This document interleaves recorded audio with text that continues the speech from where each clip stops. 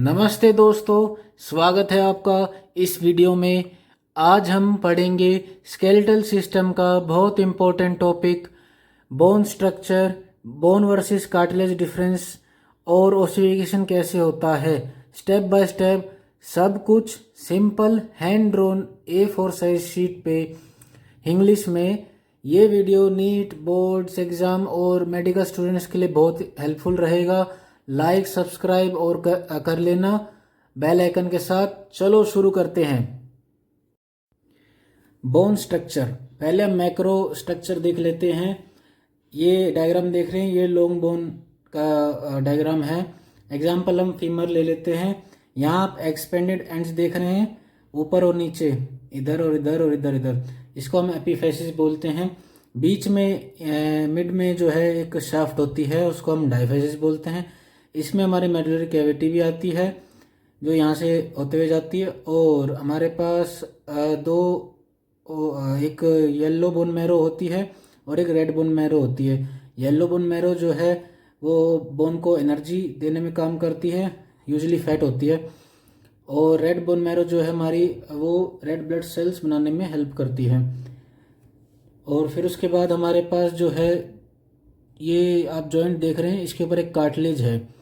इसको हम articular cartilage बोलते हैं, जो दो बोन में फ्रिक्शन कम करने में मदद करता है। फिर बाहर की तरफ एक आप कवरिंग देख रहे हैं, ये इसको हम पेरिस्टियम बोलते हैं। ये एक टफ फाइब्रस मेम्ब्रेन है जो पूरे बोन को कवर करती है एक्सेप्ट बोन्स और कार्टिलेज को छोड़कर। इसमें हमारे ब्लड वेसल्स होती हैं, नर्व्स होती हैं, ओस्टोजेनिक सेल्स होती हैं। और पेरिस्टियम बोन ग्रोथ जो है, बोन ग्रोथ में हेल्प करती है, रिपेयर में हेल्प करती है, न्यूट्रिशन में मदद करती है। अच्छा, अब ये बताइए कि पेरिस्टियम में दो आर्टरीज आती हैं जो ब्लड सप्लाई करती हैं। आप इसका जवाब दे सकते हैं क्या? कमेंट में आप जवाब दे सकते हैं। फिर उसके बाद हमारे पास दो चीज़ें और पढ़ते हैं हम। एक होती है बाहर की जो हार्डनेस होती है बोन की, उसको हम कॉम्पैक्ट बोन बोलते हैं। अंदर की जो चीज़ होती है उसको हम बोन के जो अंदर है वो स्पॉन्जी बोन बोलते हैं, जिसमें हमारे बहुत सारे ट्रेबेकुलाई, लेक्युलाई और कैलिकुलाई होते हैं। ये हम आगे देखते हैं मैक्रो स्ट्रक्चर में। अब माइक्रोस्कोपिक स्ट्रक्चर देख लेते हैं। माइक्रोस्कोपिक स्ट्रक्चर में हमने दो टाइप्स की बोन पढ़ी थी, कॉम्पैक्ट बोन और स्पॉन्जी बोन। कॉम्पैक्ट बोन बाहर से हार्ड होती है, तो इसका बेसिक स्ट्रक्चर और फंक्शनल यूनिट ओस्टियन है, यानी हर्वेशियन सिस्टम है। इसमें हम देखेंगे कि सेंटर में, यहाँ हर जगह जो सेंटर है, इधर इधर इधर हर्वेशियन कैनाल होती है, जहाँ पे हमारे blood vessels, nerves, lymph vessel जाते हैं ताकि न्यूट्रिशन प्रोवाइड कर सके बोन को। इसके अराउंड हमारे जो आप देख सकते हैं, ये है लेमिने, कंसेंट्रिक लेमिने है, रिंग जैसे बोन मैट्रिक्स के अंदर प्रेजेंट होते हैं। इसी के अंदर हमारे लेक्विने प्रेजेंट होते हैं। कि लेक्विना होता क्या है, छोटे जैसे स्पेसेस होते हैं जिसमें ऑस्टियोसाइट्स होते हैं, यानी मैच्योर बोन सेल्स। फिर इनको जो एक टाइनी चैनल्स हैं, इनको कनेक्ट कर रहे हैं, जो लेमिने को कनेक्ट कर रहे हैं हर्वेशियन कैनाल तक, वो उनको कैलिकुलाई बोलते हैं। फिर इनके भी हर्वेशियन कैनाल हमने जो सेंटर में पढ़ी थी, इनके जो बीच में इधर हर जगह इधर आती है हमारी वोल्क्समैन कैनाल। ये परफेक्टिंग कैनाल होती है, ये ट्रांसवर्स चैनल्स बोल लो। ये हर्वेशियन कैनाल को एक दूसरे से कनेक्ट करती है। जैसे अगर हर्वेशियन कैनाल यहाँ पे है और एक यहाँ पे है, तो इसके बीच में वोल्क्समैन कैनाल आ गई है। तो अब हमारा हमने कॉम्पैक्ट बोन देख लिया है। तो स्पॉन्जी बोन में हमारे ट्रेबुलर स्पेसिस होते हैं जो लेक्यूने में प्रेजेंट होते हैं, ठीक है। और बोन मैरो स्पेसिस ये लेक्यूने में प्रेजेंट होते हैं। बोन मैट्रिक्स और ग्राउंड सब्सटेंस की बात कर लेते हैं हम। कोलेजन और हाइड्रोक्सीएप्टाइड जब दोनों होते हैं तो ये हार्डनेस प्रोवाइड करता है, जो कि हमारे बोन्स में प्रेजेंट होती है। यहीं अगर हाइड्रोक्सीएप्टाइड नहीं है, उसकी जगह सिर्फ कोलेजन और या फिर कोलेजन नहीं है या हाइड्रेटेड है, तो कार्टिलेज हो गया।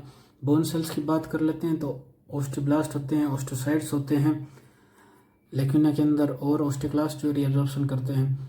तो कैल्शियम फॉस्फेट क्रिस्टल होते हैं, हाइड्रोक्सी ग्रुप होता है और फॉस्फेट होते हैं, ठीक है।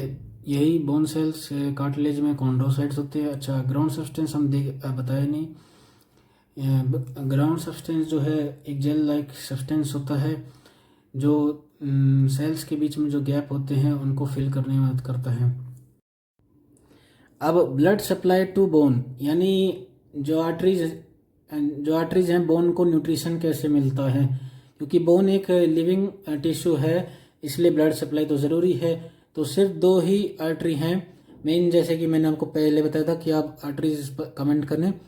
तो दो आर्टरीज हैं हमारी, न्यूट्रेंट आर्टरी और पेरोस्टियल आर्टरी। ये हमारी पेरोस्टियल आर्टरी आप डायग्राम में देख सकते हैं, और यहाँ से न्यूट्रेंट आर्टरी जाती है। ये है न्यूट्रेंट फोरामेन। तो हम ये शुरू कहाँ से होती है, डायफिसिस जो मिडल है यहाँ पे हमारा न्यूट्रेंट फोरामेन होता है। मेडुलरी, यहाँ में मेडुलरी कैनाल भी होती है, तो यहाँ से ही एंट्री करती है न्यूट्रेंट आर्टरी। अब पेरोस्टियल आर्टरी क्या करती है, बाहर से तो कॉम्पैक्ट बोन है हमने पढ़ा था, तो ये बाहर से सप्लाई करती है बोन को, जैसे वोल्क्समैन कैनाल से होते हुए और हर्वेशन कैनाल तक सेंटर में जाती है, और फिर कैनिकुलाई में, और फिर वहाँ से डिफ्यूजन लेक्यूने में और ओस्टियोसाइट्स तक ऑक्सीजन पहुँचाती है, न्यूट्रिशन भी पहुँचाती है। इस नेटवर्क की वजह से बोन जल्दी हील होती है कंपेयर टू कार्टिलेज, क्योंकि कार्टिलेज में ये सिस्टम प्रेजेंट नहीं होता है इतना अच्छा, तो हीलिंग भी इतनी अच्छी नहीं होती है।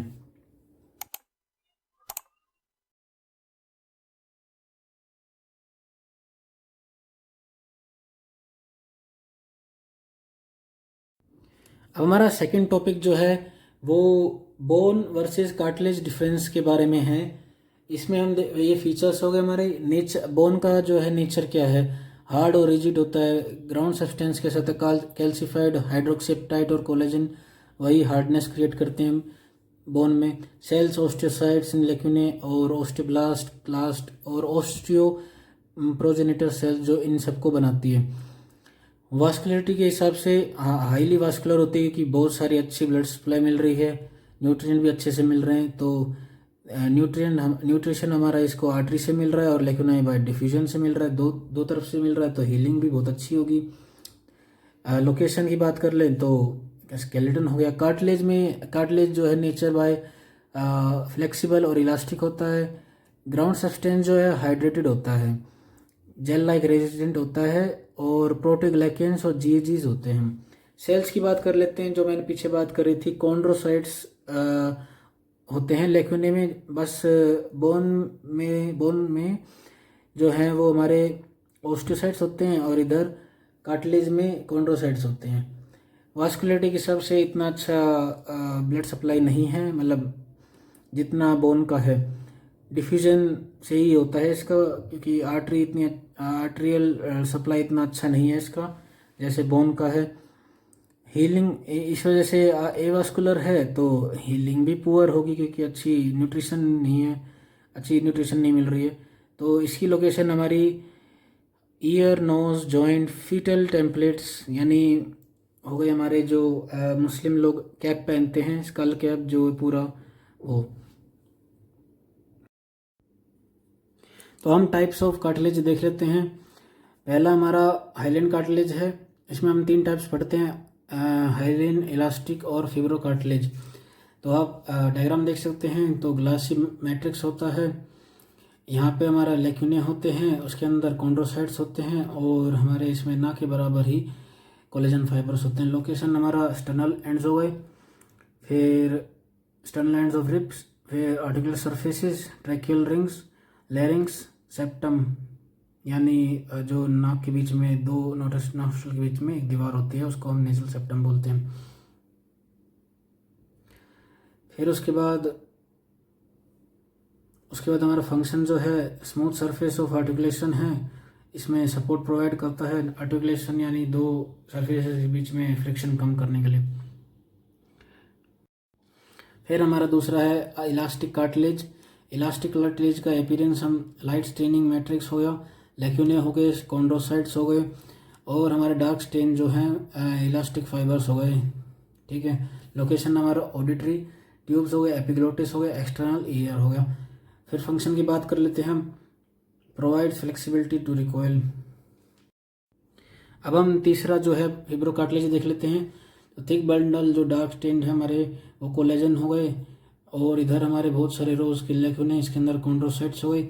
लोकेशन हमारा इंटरवर्टेब्रल डिस्क यानी दो वर्टेब्रे के बीच में जो डिस्क होती है वो हो गई। प्यूबिक सिम्फिसिस जहाँ पेल्विस में होती है। फिर जॉइंट कैप्सूल्स हो गए। फिर फंक्शंस जो है हमारा ये टेंसाइल स्ट्रेंथ प्रोवाइड करती है और कंप्रेशन कम करती है, और ताकि जो बंदा है वो वेट बेयर कर सके, मतलब ये बंदा नहीं, बोन्स। थर्ड टॉपिक हमारा बोन ओसिफिकेशन देख लेते हैं। पहला हमारा इंटरमेम्ब्रेनस ओसिफिकेशन, दूसरा हमारा एंडोकॉन्ड्रियल ओसिफिकेशन हो गया। तो पहले देख लेते हैं कि इंटरमेम्ब्रेनस ओसिफिकेशन कहाँ पे होता है। ये फ्लैट बोन्स में होता है और बिना कार्टिलेज मॉडल के बनता है। कैसे? मेसेनकाइमल सेल्स का जो ओसिफिकेशन सेंटर में जाके कलेक्ट होते हैं। ओसिफिकेशन सेंटर कहाँ पे होता है? एपिफाइसिस में।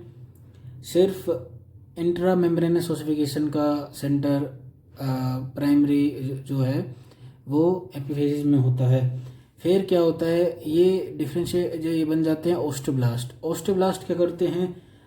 ओस्टोब्लास्ट वहाँ पे ओस्टोइड जो है सॉफ्ट मैट्रिक्स होता है वो सिक्रेट करते हैं। ओस्टोइड जो है, फिर ये ओस्टोब्लास्ट जो हैं मैंने जैसे कि बताया सिक्रेट करते हैं, तो उसके बाद ये कैल्सिफिकेशन करना शुरू करते हैं, मिनरलाइज होने लग जाते हैं। तो हमारी मैच्योर बोन टिश्यू बन रही है। इधर आप देख सकते हैं डायग्राम में रेगुलर बोन फॉर्मेशन हो रही है इधर। फिर पेरोस्टियम फॉर्म होता है, फिर कॉम्पैक्ट बोन के सरफेस पे बनता है। ये एक डायरेक्ट प्रोसेस है। मेसेनकाइम से सीधा बोन बनती है, इसमें कार्टिलेज इन्वॉल्व नहीं होता है। एग्जाम्पल हमारा हो गया पैराइटल बोन, जो भी हमारा फ्रंटल बोन हो गया, और स्कल कैप जो हो गई पूरी।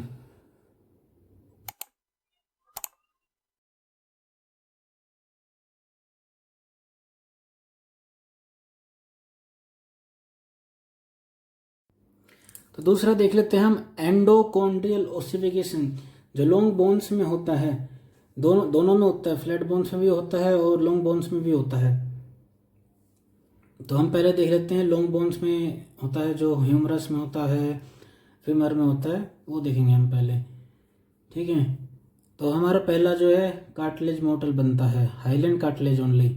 और कोई जो फिब्रो कार्टिलेज हो गया और इलास्टिक कार्टिलेज हो गया, नहीं, उसमें नहीं बनता है। सिर्फ हाईलैंड कार्टिलेज मॉडल बनता है, तभी जाके पेरोस्टियम्स में जाके बोन कॉलर फॉर्मेशन होती है।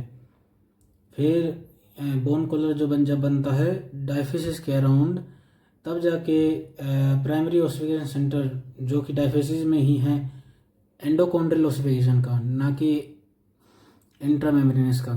ठीक है, तो प्राइमरी ओसिफिकेशन जब जाके कैल्सीफाई होता है, वहाँ पे मेडुलरी कैविटी बनती है, और फिर जाके सेकेंडरी ओसिफिकेशन बनता है जो कि एपिफाइसिस में अपीयर होता है। अब डिटेल में देख लेते हैं एक बार फिर से। हाईलैंड कार्टिलेज मॉडल बनता है, फिर बोन कॉलर फॉर्मेशन होती है डायफेसिस में, फिर उसके बाद प्राइमरी सेंटर जो है वो डायफेसिस में होता है और वो कार्टिलेज को डिस्ट्रॉय करने लग जाता है, ओस्टियोब्लास्ट डिपॉजिट करने लग जाता है, और उसके बाद हमारा सेकेंडरी ओसिफिकेशन सेंटर बनता है जो कि एपिफाइसिस में है।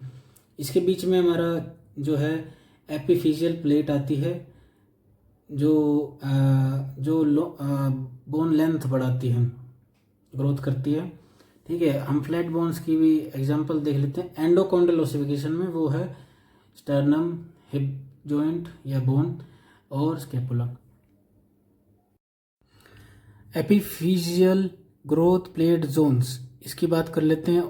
5 जोन्स होते हैं। उससे पहले हम लोकेशन की बात कर लेते हैं।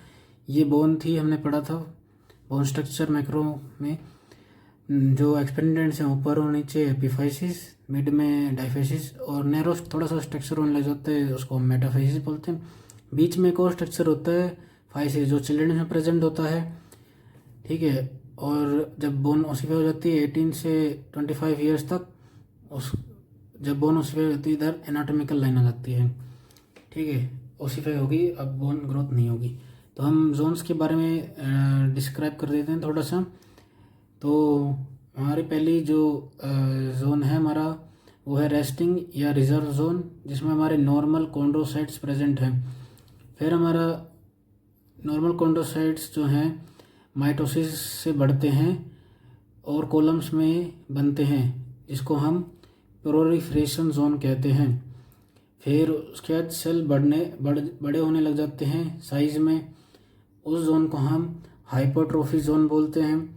फिर जब मैट्रिक्स कैल्सीफाई होने लगता है, यानी ग्राउंड मैट्रिक्स या ग्राउंड मैट्रिक्स जो है कैल्सीफाई होने लग जाता है, सेल्स मरने लग जाते हैं, उसी को हम कैल्सिफिकेशन जोन कहते हैं। फिर हमारा जो फिफ्थ जोन है ये है ओसिफिकेशन जोन। इसमें हमारा ओस्टियोब्लास्ट आते हैं और बोन बनाते हैं, ठीक है। और ओसिफिकेशन जोन में एक बात ध्यान रख लेना, जैसे जैसे एज बढ़ती है वैसे वैसे प्लेट ओसिफाई होती है और ग्रोथ रुक जाती है। मैंने बताया था फिगर 18 से 25 ईयर्स, इसके बाद ना तो हाइट बढ़ती है ना तो बोन बढ़ती है।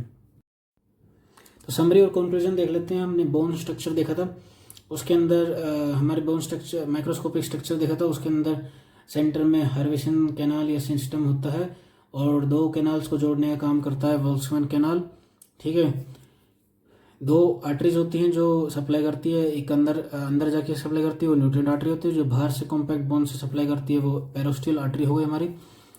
फिर हमने कंसेंट्रिक रिंग्स पढ़े थे, तो उन दोनों को कनेक्ट करने का काम करती है वो जो लेमिने होते हैं वो कैनिकुलाई होता है, और उसके अंदर जो टाइनी स्पेसेस होते हैं जिसमें ओस्टोसाइट्स होते हैं वो लैक्यूने होती हैं। तो अब ग्राउंड सब्सटेंस देख लेते हैं। अगर ग्राउंड सब्सटेंस कैल्सीफाइड होता है बोन में तो वो रिजिड हो गई बोन, और अगर यही कैल्सीफाइड सब्सटेंस जो हाइड्रोक्सी एप्टाइट है वो कार्टिलेज में एब्सेंट होता है तो, और कार्टिलेज हाइड्रेटेड होता है तो फ्लेक्सिबल बन गई, ठीक है। तो ग्राउंड सब्सटेंस होता क्या एक्चुअल में? ग्राउंड सब्सटेंस एक जेल जैसा मटेरियल होता है जो सेल्स के बीच में स्पेस होता है, गैप होता है, उसको भरता है। ओसिफिकेशन देख लेते हैं हम। ओसिफिकेशन में दो टाइप्स की पड़ी थी, इंट्रामेम्ब्रेनस, एंडोकॉन्ड्रियल। इंट्रामेम्ब्रेनस में हमारा फ्लैट बोन्स में होती है, एंडोकॉन्ड्रियल जो है लॉन्ग बोन्स में होती है। इंट्रामेम्ब्रेनस के एग्जांपल देख लेते हैं। इसमें हमारा स्केल कैप आ गया पूरा, जो पैरेटल बोन और फ्रंटल टेम्पोरल सब ओसिपिटल। फिर हमारा एंडोकॉन्ड्रियल के एग्जांपल देख लेते हैं। उसमें हमारा ह्यूमरस, टिबिया, फिबुला और फीमर हो गया एग्जांपल। उसी में ही फ्लैट बोन्स में भी होता है, मैंने बताया था वो स्टर्नम, स्कैपुलम, ठीक है। एंडोकॉन्ड्रियल में भी होता है फ्लैट बोन्स का ओसिफिकेशन। फिर ये सब हमने देखने के बाद हमने ग्रोथ प्लेट जोन्स के बारे में भी पढ़ा था, जो 5 जोन्स की होती हैं। उसमें हमने एक जोन पढ़ा था कि प्रेजेंट कहाँ पे होता है, 5 ईयर्स चिल्ड्रन में, पर वो एनाटॉमिकल लाइन होती है अडल्ट में जब ओसिफाई होती है। 18 से 25 साल के बीच में जो अडल्ट होते हैं उनमें मोस्ट कॉमन फ्रैक्चर जो चिल्ड्रंस में होता है वो 5 ईयर्स में होता है, क्योंकि ग्रोथ प्लेट यहाँ पे है तो बहुत ज़्यादा मतलब सेंसिटिव एरिया है। फिर हीलिंग कैसे होती है हमने देखा था। और आज की वीडियो के लिए बस इतना ही। तो इस वीडियो में बने रहने के लिए आपका शुक्रिया, और आप लाइक, सब्सक्राइब और कमेंट में आप कर सकते हैं कि नेक्स्ट टॉपिक क्या चाहिए आपको। Thank you.